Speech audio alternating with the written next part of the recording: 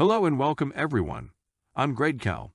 In today's video, we will be talking about getting local reviews.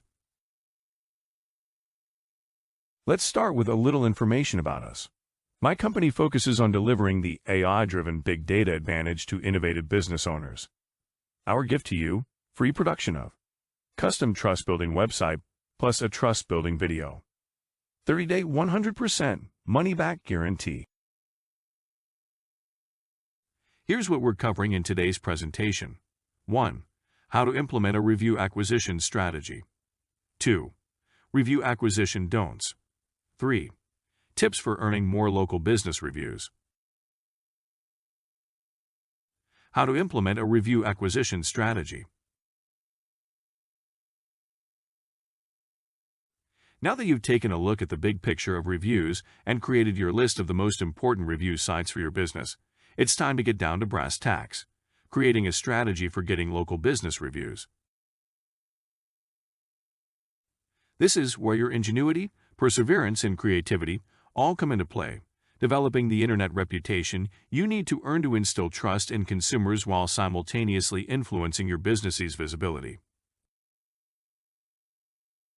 Different strategies work well for different business models, and while this article can't cover every possible scenario, we can outline universal warnings for things you should never do to acquire reviews. And then, share a treasure trove of tips for getting reviews that you can pick and choose from to discover what works best for your business. Let's dive in. Review acquisition don'ts.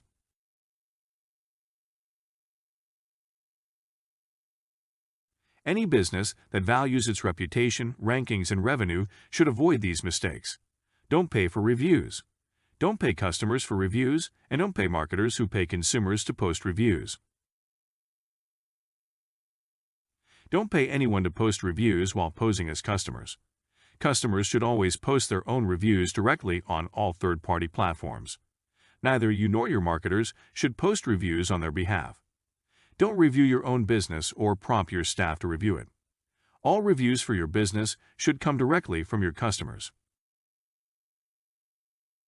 Don't set up a review kiosk in your place of business to ask for reviews. A single IP address being shared amongst multiple reviews on a given platform can lead to those reviews being flagged and removed.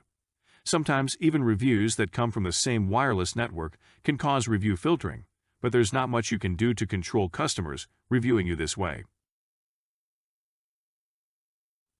Don't negatively review your competitors. It's unethical and against the guidelines of most review platforms to post reviews of your competitors, negative or otherwise. Don't engage in forms of marketing that result in a sudden influx of reviews on a single platform. This can trigger filters that may result in the reviews being lost or considered spam.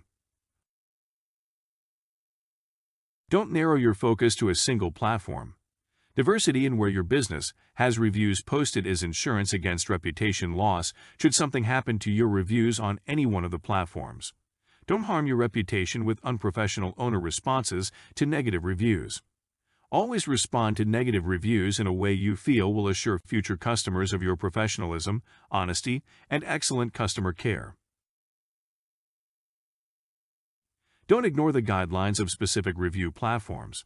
Neglecting to play by the rules of the most stringent review sites can lead to review takedowns, public shaming messages on your profile, and in some cases, litigation. For example, Yelp's guidelines specifically prohibit business owners from directly asking customers for reviews. Don't forget about your own website.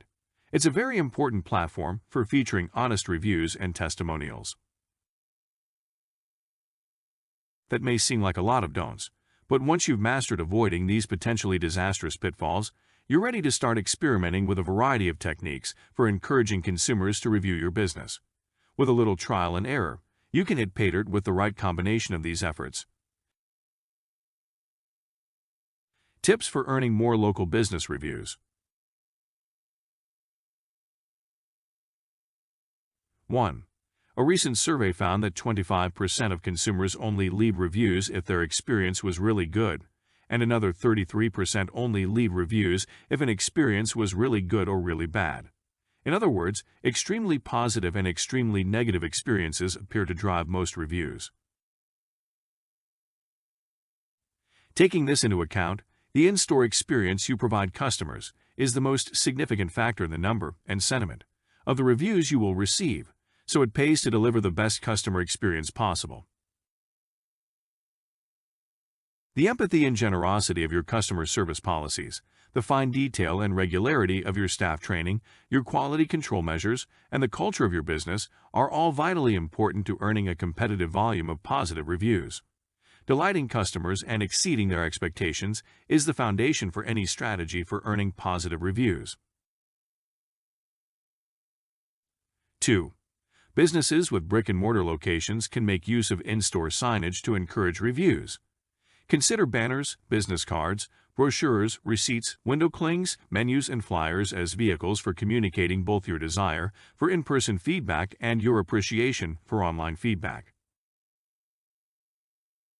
In-store apps, beacons, QR codes, and interactive media displays can also convey this message and can point customers either to a page on the company website to leave an on-site review or to a list of review profile links, which allows them to choose their favorite platform to write their review, on their own device, of course. 3. Collecting email addresses at the time of service is a powerful practice for both brick-and-mortar and service area businesses. When a customer is willing to share an email, follow up within a few days to ask them to write a review about their experience. Give them a choice of platforms so that they can pick their favorite. 4. Train staff to verbally mention how much a review would be appreciated, especially when a customer seems happy. This works better in some businesses than others. It may be off-putting to customers standing in a line to hear every clerk at the counter reel off the same "Rate my service" message ad infinitum. But, in a different situation, a friendly staff member can be empowered to use their discretion to say, "It would be so helpful if you'd consider leaving a review about our business. We're trying to get the word out to our neighbors." Where rapport exists, and ask for a review can feel natural instead of forced. Remember that staff includes both in-store service providers and online and phone support. 5. Bearing in mind that not every customer is a tech whiz, consider sharing a nice and simple review handout at the time of service. Making it simple for a customer to find a way to leave a review is bound to earn you more reviews than expecting your customers to figure out the best way to review your business on their own. 6.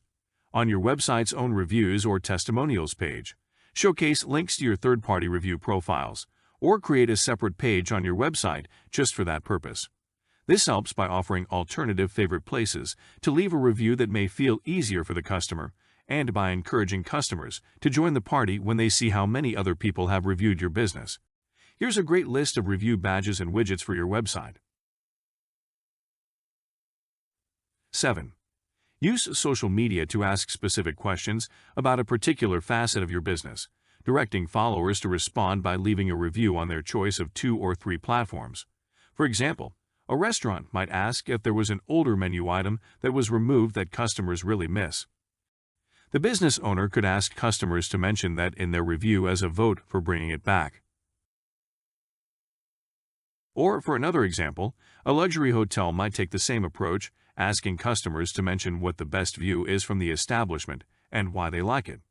A plumber might ask customers to leave a review telling others what the worst mess their team got them out of was, a plugged sink on Christmas Eve, etc.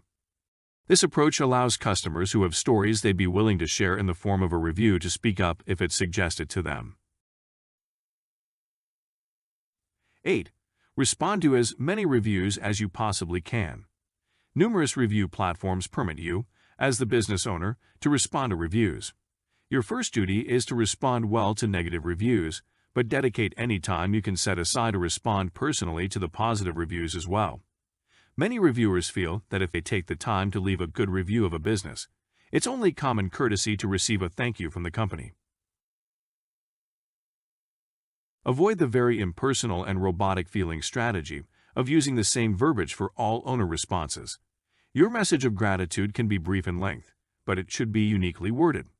Seeing that a business responds to the majority of its feedback, both positive and negative, signals to new customers that the company genuinely cares about consumer sentiment.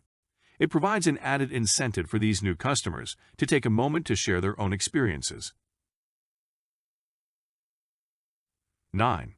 Sometimes using humor can create local or international buzz, which prompts consumers to jump on the bandwagon and also leave a review for the business, getting all the attention. While this wouldn't be a typical strategy for every business, oddball campaigns do have their place in business settings where you're willing and able to take unconventional steps towards internet fame. 10. Be sure you are tracking the outcomes of specific review acquisition strategies. You may discover that there are days of the week or even times of the day when you see a better response to email, social media, or other forms of asks. Focus on the times when your customers seem most willing to leave a review, and find ways to prompt them to do so when they're in the right frame of mind. This brings us to the end of our course, presented by ProfitGrowthBuilders.com. Thank you. Goodbye.